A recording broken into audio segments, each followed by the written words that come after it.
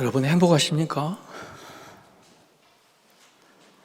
여러분 인생에 열심히 살고 최선을 다해서 일하지만 그렇게 열심히 일하는 보람이 좀 있어야 되지 않겠습니까? 보람이 뭘까? 아마 가정일 겁니다. 집에 들어가면 맞아주는 사람이 있고 또 내가 벌어온 돈과 열심으로 누군가는 편안을 누리게 된다 그러면 그게 우리 보람이 되겠죠. 그러니까 우리가 행복이라는 게, 인생의 보람이라는 게 큰 게 아니고 누구나 누릴 수 있는 작고 소박한 것이죠.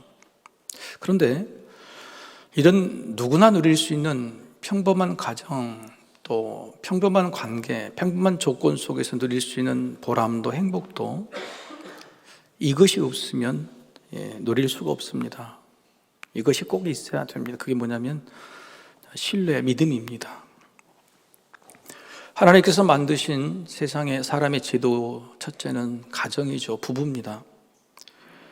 그런데 부부가 촌수가 무촌이죠. 그죠? 헤어지면 아무런 연결고리가 없다는 거죠. 그런데 그 오랜 세월 함께 살 수 있는 이유는 서로에 대한 믿음 때문이 그렇습니다. 믿기 때문에 또 믿어주려고 하고 또 믿기로 노력하면서 사는 거죠. 그런데 이런 믿음을 지속할 수 없는 그런 문제가 생겼다, 일이 생겼다 그러면 한순간에 제로가 되는 겁니다. 소소한 행복도 인생의 보람도 사실은 관계라는 것에서 비롯됩니다. 근데 그 관계가 믿을 수 있는 관계냐, 신뢰의 관계가 있다면 우리가 살아갈 수 있는 거예요. 그게 없으니까 반려견을 키우는가 봐요. 그죠? 집에 가서 맞아줄 사람이 없으니까 막 걔가 막 좋아가지고 막 이렇게 맞아주는 것이 고마워서. 예를 들어서 이렇습니다. 가족이 갈수록 내 말을 믿어줍니까? 남편 되신 여러분, 특히 저 같은 50대 여러분, 아내 되시는 분이 갈수록 내 말을 믿어주는가요? 안 믿어주는가요? 대답들을 안 하세요. 내가 가족을 위해 희생하는데, 헌신하는데 갈수록 내 말이 안 먹힌다는 거예요. 심지어는 자녀들도 부모가 뭔 말하면 뻥치시네 뭐 이렇게 한번 마음속으로 그렇게 이야기한다, 막 그런다 하면 여러분 인생에 사는 행복이 어디 있어요? 보람이 어디 있어요? 세상에서도 마찬가지입니다. 세상에서 우리 관계, 직장이나 어떤 데서도 그 사람과 함께 일하는 것이 그냥 사무적인 관계가 아닌데 그렇게 일하다 보니까 당신 나가 믿을 만하다고, 당신이 하는 말은 내가 뭐든지 믿을 수 있을 것 같다고, 그게 행복이고 보람인 거죠. 사랑하는 성도 여러분, 그렇다면 여러분은 지금 행복하십니까? 보람이 있으십니까? 사람의 행복과 보람은 이렇다면 우리 주님, 우리 예수님의 보람은 뭘까요?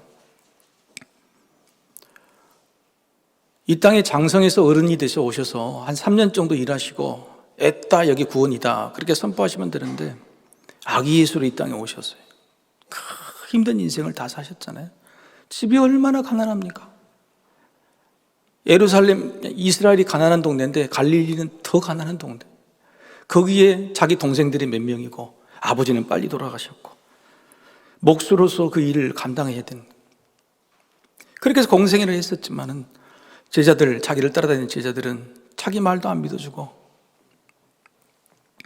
여러분, 예수님이 이런 인생을 사셨는데 도대체 보람이 있어야 될 거 아닙니까? 예수님도 뭔가 보람을 내가 이걸 왜 했는지 하는 보람을 느끼셔야 될 거 아니에요. 예수님이 보람은요, 예수님이 이 말씀을 직접 하셨어요. 뭐냐면 내 말을 믿어주는 거야. 내 말을 믿는 거라고. 내 말을 믿어주면 내가 보람이 있을 거라고 하신 것이 예수님의 보람이죠. 믿음이라는 게 다른 게 아니라 예수님의 말씀을 믿는 겁니다. 나를 믿으면 구원받는다, 나를 따르면 너희가 구원받는다, 그 예수님의 말씀을 믿는 것이 예수님의 보람이죠. 예수님의 말씀은 예수님 당시에는 사람들이 믿지 않았습니다. 누구도 받아들이지 않았죠. 그런데 놀랍게도 예수님이 죽었다가 다시 살아나신 부활로 인해 급속도로 믿기 시작한 거예요, 사람들이. 심지어는 제자들도 따르던 모든 사람들도 부활을 보고 진짜 예수님의 말씀이 맞구나, 저분이 하나님의 아들이시구나 믿게 되는 거죠. 그래서 부활이라는 것이 사실은 놀라운 일입니다. 제자들마저도 그들의 이 믿음을 삶 전체를 통째로 바꿔버린 사건이 바로 부활이죠. 그 부활로 인해 사람들이 믿게 된 예수님의 말씀이 무려 2000년 동안 진리가 되어서 지금까지 전해져 왔습니다. 그리고 오늘 우리 차례입니다. 우리는 예수를 믿는 사람이고 예수를 따르는 사람이, 예수를 통해서 복을 받고 구원의 약속을 받은 사람이, 예수님이 우리를 구원해 주시면서 뭔가 보람을 느끼셔야 될 거 아닙니까? 그 보람이 뭐냐면 우리가 예수님의 말씀을 믿어드리는 거예요. 그것도 100% 믿어드리는 거예요. 자, 여러분 예수님 말씀을 100% 믿으십니까? 아멘이 이쪽만 조금 나오시죠. 우리를 구원해 주신 보람이 뭐예요? 예수님의 말씀을 100% 믿는다 하는 거예요. 만약에 우리가 그렇게 고백한다면, 예배 때 우리가 고백한다면 예수님 정말 보람이 있다, 나 행복하다, 별거 있겠어요? 그게 제일 좋아하신 거겠죠. 우리도 행복하기를 원합니다. 우리 삶도 우리 가정도 행복하기를 원해요. 그런데 그 행복을 어떻게 만들었냐면 말로 만들려고 해요. 말로.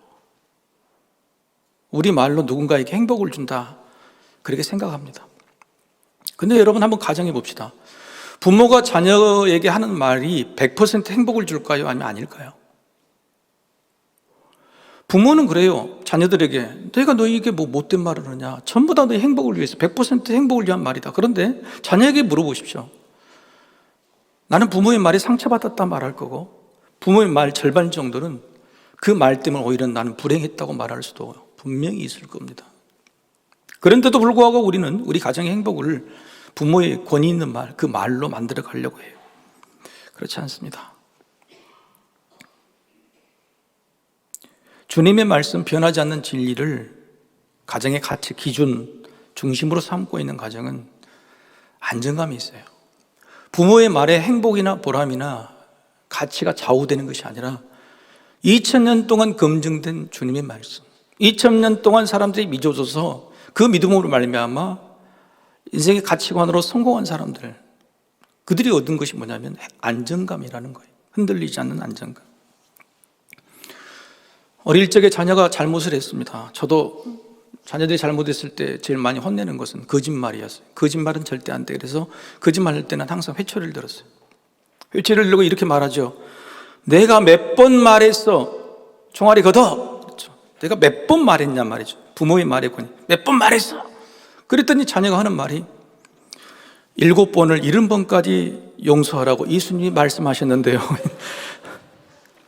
여러분, 그러면 어떻게 종아리 회초리를 댈 수 있겠어요? 사람의 부모는 뭐냐면 내가 몇 번 말했어. 왜 말귀를 못 알아먹어?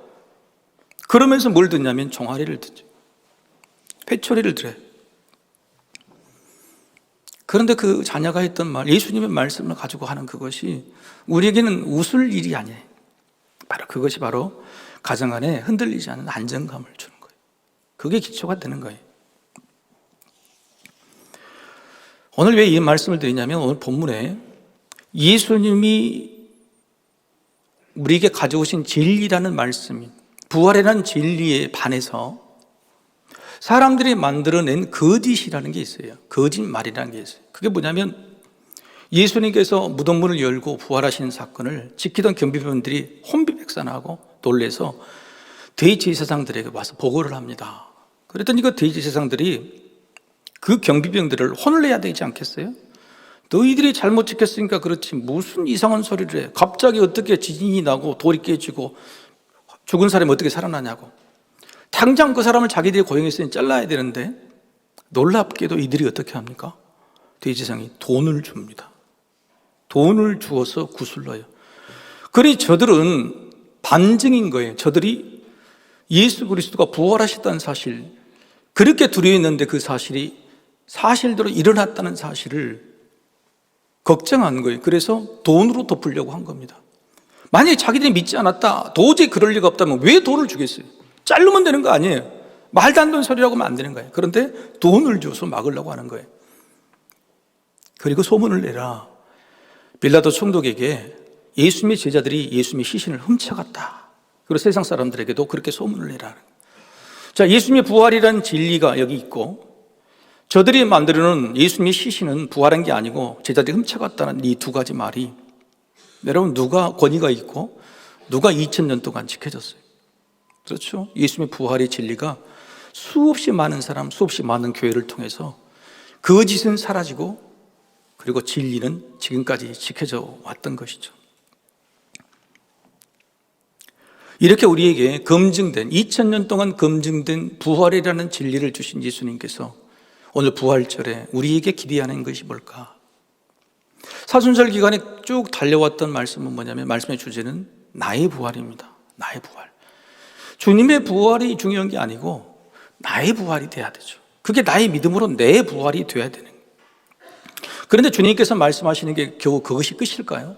네 부활이 되면 나도 좋겠다. 물론 그렇게 마음 먹으시겠지만, 좋아하시겠지만, 진짜로 주님이 원하시는 것은 뭐냐면, 너의 부활이 됐으면 그 부활을 증언할 수 있어야 돼. 그 부활을 자랑할 수 있어야 돼. 아니, 거꾸로 주님이 원하시는 것은 그 부활의 소식이 훨씬 능력 있는 것이고 세상 사람들이 믿을 만한 진리이기 때문에 그 부활을 전할 수 있어야 되는데, 그 부활이 너의 부활, 너 자신의 부활이 아니라면 어떻게 증언할 수 있냔 말이에요. 네 자신의 부활이 아니면 증언할 수 없다는 거예요. 주님이 우리에게 원하시는 것은 바로 그겁니다. 그래서 부활의 증인이, 우리는 부활의 증인이 되려고 합니까? 아니, 되지 않으려고 해도 그것이 힘들고 부끄럽고 때로는 걸리적거리는 일이라도 세상 사람들은 우리를 부활의 증인으로 여깁니다. 우리는 그리스도를 믿는 사람이기 때문에 그리스도의 부활을 당연히 우리가 증명해 줄 것으로 믿고 기대를 하고 묻습니다. 저도 수없이 많은 질문들을 받았습니다. 예수님이 정말 살아계신 분이냐? 천국이 정말 있느냐? 부활이 있느냐? 그러면서 있다고 말하면 보여달라고 이야기해요. 천국을 좀 보여달라고, 부활을 우리 눈에 보여달라고 수없이 말을 해요. 그것을 여러분 어떻게 보여줄 수 있겠어요? 2000년 전에 우리가 보지도 못한 일을, 성경에서 배운 일을, 그게 어떻게 나의 부활이 돼서 저들에게 나의 증언으로, 심지어는 저들을 설득할 수 있는 능력까지 있겠냐 말이에요. 이게 과연 가능한 것이냐 말이죠. 마태복음을 쓴 마태는 목회자입니다. 지자이지만 훗날 마태 교회, 마태 공동체라는 것을 만들었습니다. 예수님이 승천하신 다음에 20여 년을 이 마태 교회, 마태 공동체를 이끌어 왔는데, 오늘 이 거짓을 만든 예수님의 시신을 제자들이 훔쳐갔다는 그 소문이 계속적으로 확산돼서 세상 사람들이 계속적으로 마태 공동체에게 묻는 거예요. 너희들이 예수님 시신 훔쳐갔지? 너희들이 시체 돌아갔지? 마태 공동체에서 주구장창 물어오는 이 질문에 아무리 예수님 우리 시신 우리가 안 훔쳐갔어, 예수님 부활하셨다고 말을 해도 저들이 믿지를 않는 겁니다. 수없이 던져지는, 그러면 부활을 보이라, 증명해봐라는 저들의 질문에 마태 공동체는 힘들어한 거예요. 그때 쓴 것이 마태 복음이에요. 마태는요, 부활이라는 것을 증명해 보여주기가 너무너무 힘들어서 다른 각도에서 부활을 증명하라고 합니다. 바로 그게 마태복음의 위대한 특징이기도 해요. 마태는 어떻게 부활을 증명하려고 했느냐? 부활을 보여주는 방법을, 이것입니다. 부활이 아니라 빈 무덤으로 바꾸었어요. 한번 읽어볼까요? 시작. 부활을 보여주는 방법을 부활이 아니라 빈 무덤으로 바꾸었습니다. 오늘 6절 말씀해 볼까요? 천사가 마리아들에게, 여인들에게 이야기합니다. 이렇게 말해요. 그가 여기 계시지 않고 그가 말씀하신다는 대로 살아나셨느니라. 부활하셨네 이야기하고 어디 와요? 와서 그가 누우셨던 곳을 보라고 이야기해요. 너희가 부활을 증명하기 어려운데 그러려면 확증을 받아야 돼. 그게 뭐냐면 너희가 주님께서 와서 누우셨던 이 빈 무덤을 보고 가라고 이야기하는 겁니다. 증언자로 삼기 위해서 천사가 그들에게 명령한 게 뭐냐면 부활을 증언하기 위해서는 빈 무덤을 와서 봐야 돼 라고 이야기하는 거예요. 이게 무슨 말입니까? 부활을 증명하기 어려우니 증명하기 쉬운 빈 무덤으로 증명하고 있다는 겁니다. 예수님 부활이 너무 어려우니까 예수님이 죽으셨다는 겁니다. 여러분, 죽으셨다고 확실히 증명하면, 만약에 예수님의 살아나신 모습을 본 사람들은 뭐라고 그럴까요? 그렇죠. 예수님이 분명히 죽었는데 살아났네? 이렇게 이야기. 그런데 예수님이 죽으심을 보지 못한 사람, 이게 증명이 안 되면 원래 안 죽었구만, 원래 죽은 것이 아니라 가짜였구만, 얼마든지 그렇게 이야기할 수 있는 거예요. 그래서 마태는 뭐냐면 부활을 증명하는 것이 아니라 예수님의 죽음을 증명하려고 하는 거예요. 예수님은 진짜 죽었다. 그리고 수많은 사람들이 예수님의 부활하신 모습을 직접 목격했어요. 우리는 예수님이 죽었다는 사실만 증명하면 예수님의 부활을 본 그 사람들이 부활은 증명해 줄 것이다. 저들이 봤다. 마태는 바로 이렇게 부활 증명 방법을 바꾼 것입니다. 그래서 오늘 본문에 등장시키는 사람이 부활 증인이 아니고 죽음 증인이에요. 부활을 본 증인이 아니라 죽음 증인 두 사람을 등장시킵니다. 죽음의 증인 첫 번째는 뭐냐면 막달라 마리아와 다른 마리아예요. 여러분, 남자 제자들도 분명히 봤지만 왜 하필이면 부활의 첫 증인이 여자일까요? 아니, 지금까지 예수님께서는 남자 위주로 사역하셨잖아요. 12명의 제자 중에서 제자 없잖아요. 여성 제자 없잖아요. 그죠? 그런데 가장 중요한 부활의 그걸 위해서 지금까지 달려오셨는데 부활의 첫 증인을 왜 남자가 아니라 여성에게 그걸 맡기셨을까? 자, 보십시다. 무덤문이 열렸다는 소식을 듣고 막단 마리아와 그 여인들의 이야기를 듣고 그 다음에 제자들이 달려옵니다. 베드로와 요한이 달려와요. 베드로와 요한이 보니까 확인할 수 없으니까 그냥 돌아갑니다. 그리고 나서 막달라 마리아와 여인들이 남아있는데 그때 누가 오세요? 천사가 나타나고 예수님도 오세요. 예수님이 왜 이때 오시죠? 베드로와 요한이 금방 무덤에 왔을 때 베드로와 요한에게 나타나시면 되는 게 아닙니까?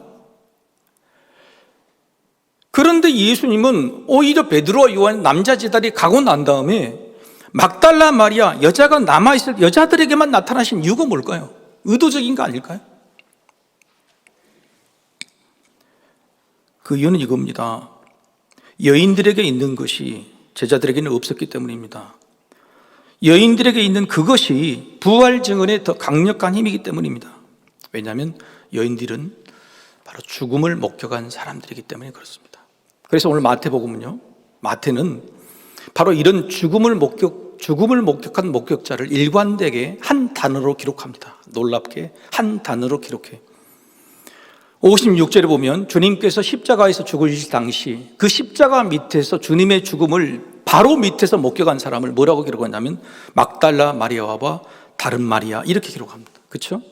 56절에. 그리고 예수님이 6시간 만에 돌아가시고 시신을 꺼내서 아리마대 요셉의 무덤에 봉환할 때 그 시신을 모셨을 때에 그 목격자도 61절에 뭐라고 나옵니까? 막달라 마리아와 다른 마리아라고 61절에 분명히 또 똑같은 단어로 기록하고 있습니다. 그리고 오늘 본문에 다시 그 무덤 문이 열리고 바로 그 부활하신 장면을 목격한 사람도 막달라 마리아와 다른 마리아라고 세검 염거포 마태는 일관되게 기록하고 있다는 거예요. 죽음을 목격하지 않았습니다. 제자들은 십자가 밑에서 예수님이 죽으실 때 다 도망치고 없었어요. 사도 요한만 남았어요. 예수님을 무덤에 봉환했을 때 아리마대 요셉이 옆에 있었지, 그 잘라 빠진 자기들끼리 서로 오른쪽 왼쪽에 앉겠다고 하는 그 남자들은 하나도 없었습니다. 주님이 십자가에서 죽으실 때도 그때 똑똑이 눈으로 보았던 사람이 막달라 마리아와 다른 마리아였고, 주님을 무덤에 봉환했던 그 장면도 똑똑이 보았던 사람이 막달라 마리아와 다른 마리아들이었어요. 죽음을 똑똑히 목격한 자들, 이들이야말로 누구보다 부활을 증언할 사람 아니겠습니까? 그래서 부활의 첫 증인으로 예수님께서는 막달라 마리아와 다른 마리아들을 선택했다고 마태는 적고 싶은 것이죠. 두 번째, 죽음의 증인 두 번째는 무덤을 지킨 경비병들입니다. 놀랍게도 오늘 본문 읽으신 본문은 부활 사건이죠. 성경에서 가장 중요한 본문인데 이 본문의 앞과 뒤에 과연 이런 기록을 할 필요가 있을까 하는 그런 기록이 있습니다. 그것은 바로 경비병들을 등장시키고 있는 거죠. 본문에 바로 27장 62절에서 66절 사이 무덤을 지키고 돌로 봉인한 증인들이 바로 경비병이었다고 자세하게 설명하고 있습니다. 주님이 부활하시고 여인들이 전하죠. 그런데 그 사건 다음에 그 놀라운 소식을 대제사장들을 빌라도 총독에 보고한 사람들이 바로 이 경비병이었다고 28장 11절에서 15절을 또 기록하고 있어요. 부활이라는 엄청난 사건 앞과 뒤에 마치 포위하듯이 누구를 기록하고 있냐면 경비병을 기록하고 있다는 거예요. 여러분, 경비병이야말로 가장 객관적으로 주님이 죽으신 것을 확인했던 사람이에요. 주님을 무덤에 봉환했던 것을 확인했고 자기들이 저녁 내내 지켰던 사람이에요. 그래서 주님이 시체를 훔쳐간, 제자리 훔쳐갔다는 게 아니라 분명히 부활하셨다는 것을 그 누구도 확실하게 증언해 줄 사람이 바로 경비병들이었던 거예요. 이들은 제3자입니다. 그냥 일 시키는 대로 하는 사람, 제 객관적인 사람들이에요. 가장 객관적이라고 생각되는 사람, 경비병을 부활사건 앞과 뒤에 비치시켰다. 그렇습니다. 부활의 증언자 중에 가장 강력한 설득력, 탁월한 증언 능력을 가진 사람은 죽음을 목격하고 확인한 바로 이들이었습니다. 이들은 증언의 능력만이 아니라 증언의 감격이 다르기 때문에 그래요. 증언의 감격이 달라요. 여러분, 요즘 맛집을 소개하는 그런 영상물이 많잖아요. 그런데 음식을 직접 먹어보러 가서 막 먹으면서 소개하는 거하고 음식점만 탁탁탁 소개하는 거하고 어디를 먼저 가고 싶을 거예요. 여러분, 지난주에 홈쇼핑에서 뭐 안 사셨습니까? 저는 홈쇼핑에서 뭐 많이 샀습니다. 옷도 사고 이것저것 샀는데 이제 그건 안 사기로 했어요. 왜냐하면 사서 집에 오면 늘 좀 작든지 좀 너무 길든지 신체 구조가 제가 이래가지고 참 불편해. 그래서 그건 안 사고 이제 확실한 것을 사기로 했어요. 확실한 게 뭘까요? 음식. 근데 음식이 홈쇼핑에서 그 선전하면 우리 옆에서 그냥 얼마나 맛있게 먹는지 몰라. 한 살 수가 없이 그냥 그렇게 되는 거예요. 그렇지 않아요? 여러분, 약을 홈쇼핑에서 팔면서 막 드십니까? 이렇게 막 약을 막. 응? 여러분, 그래서 저는 홈쇼핑에서 음식을 막 사고 싶은 생각이 드는 거예요. 경험한 사람은 다르다는 거예요. 나의 부활이 됐더라도 내가 죽음을 목격한 사람, 그래서 그 죽음에서 부활하신 것을 진짜 눈으로 봐버린 사람은요, 그 나의 부활을 전하는 감격이 달라요. 감격이 다르다고요. 주님에서 첫 부활의 증인을 누구로 썼겠어요? 누구로 쓰고 싶었겠어요? 주님의 죽으심에 다 도망간 제자들? 아니죠. 여러분, 죽음이라는 격을 경험한 사람은요, 격이 다른 사람이에요. 인생에 살다가 보면요, 사람이 격이란 게 있습니다. 근데 죽음의 고비를 몇 번 경험한 사람은요, 격의 깊이가 달라요. 인격도 다르고 그 사람이 생에 대한, 자기 삶에 대한, 생명에 대한 감격도 달라요. 평범하게 산 사람, 죽음의 격을 겪어보지 못한 사람은요, 이런 데에 대한 감격이 별로 없어요. 고마움이 없어요. 죽음의 깊이를 경험한, 죽음의 격을 경험한 사람이 격이 다른 그런 감격과 또 그런 증언을 하고 사는 거예요. 왜 예수님이 막달라 마리아를 선택했을까? 그녀는 죽음의 격을 경험했던 여인이, 그녀는 7 귀신이 들렸던 사람입니다. 7이라는 숫자는 성경에서 완전수예요. 더 많은 귀신이 들렸는데 더 이상 들릴 필요가 없다는 거예요. 왜요? 귀신이 들렸다가 안 들렸다가, 일상생활을 했다가 안 했다가 정도가 아니에요. 그냥 24시간 전부 귀신에 들려서 산 사람이에요. 산송장이죠. 죽은 사람보다도 못한 사람, 차라리 죽는 게 더 나은 사람, 그런 인생을 살았던 사람이 바로 막달라 마리아예요. 그런데 그런 죽음 같은 인생을 살았던 막달라 마리아를 주님께서 귀신을 쫓아주시고 살려주셨어요. 그거야말로 부활이 아니에요. 막달라 마리아는 자기 인생에서 죽음을 경험하고 부활을 경험했던 사람이에요. 그런 여인이 예수님의 죽음도 바로 밑에서 보고 예수님의 부활도 바로 밑에서 보았다면 이 여인이야말로 나의 부활 아닐까요? 이 여인이야말로 부활의 감격에 그 누가 감동받지 않을까요? 오늘 이 여인들, 막달라 마리아 여인들은 제자들 향해서 뛰어갑니다. 두려움과 기쁨으로 달려갔다고 기록이 있어요. 그리고 제자들 앞에서 내가 주님을 만났다, 주님이 우리에게 말씀까지 하셨다고 고백하는 이 부활의 감격이 과연 우리도 느껴지냐 말이에요. 우리도 그 부활의 격이 우리에게 있느냐 말이죠. 나의 부활인가 말이죠. 주님이 우리에게 보람을 느끼시는 것이 나의 말을 믿고 나의 부활을 믿고 전하는 사람, 내가 그 사람을 보고 보람이 있다고 말하는데 우리는 과연 주님께 보람을 드리고 감격을 드릴 만큼 부활이 증인이냐 말이죠. 여러분 한번 대답해 보시겠습니까? 세상이 불쌍합니까? 교회가 불쌍합니까? 역시 3분이 현명하세요. 1, 2부 때는 막 여기저기 이야기를 하시는데 3부는 대답 안 하는 것이 항상 정답이다. 성도인 우리가 불쌍합니까? 세상 사람이 불쌍합니까? 왜 이런 말씀을 드릴까요? 여러분, 우리는요, 교회가 불쌍하지 않다고 생각해요. 세상이 불쌍하다고 생각해요. 성도보다도 세상 사람이 불쌍하다고 생각해요. 그런데 그렇지 않아요. 우리는 저들과 다른 불쌍하지 않는 것이 있기 때문에 사실 저들에게 부활의 감격이나 복음을 전하는데 그렇게 감격적이지를 않아요. 원래 교회는요, 굉장히 불쌍한 곳이었어요. 예수님이 승천하시고 부활의 감격이 있었지만 무려 270년, 300년까지 거의 300년 동안을 세상에서 모든 지탄과 조롱은 다 교회가 다 받았습니다. 세상에 어떤 문제가 생기거나 어려움이 생기면 무조건 기독교인들, 그리스도인들 잡아 죽였습니다. 그래서 맨날 지하로 피하다니고 그렇게 박대받으며 살았어요. 성경의 교회들이 이렇게 아름답게 세워진 것 같지만 늘 핍박받는 존재였기 때문에 저들의 고민은 내가 믿어야 될 것이냐 말아야 될 것이냐, 그런 고민으로 가득 첨철된 것이 신약 성경의 편지들이 300년 동안이나 교인들은 죽음을 경험했어요. 순교자의 피값으로 세워진 교회였어요. 주님의 부활로 주구장창 막 번창하고 교회들이 세상으로 퍼져나간 게 아니란 말이에요.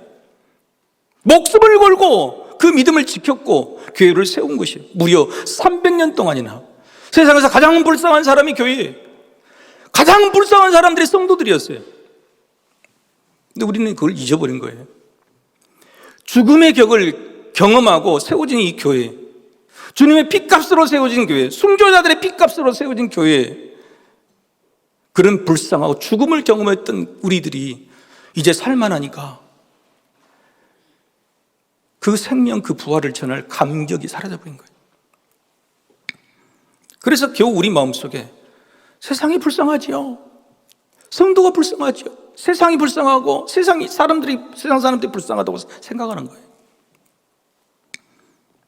우리는 부자고 저들이 불쌍하다면 우리가 전하는 복음이 무슨 감격이 있겠어요? 마치 적선하듯이 믿으면 좋고 안 믿으면 말라는 듯이.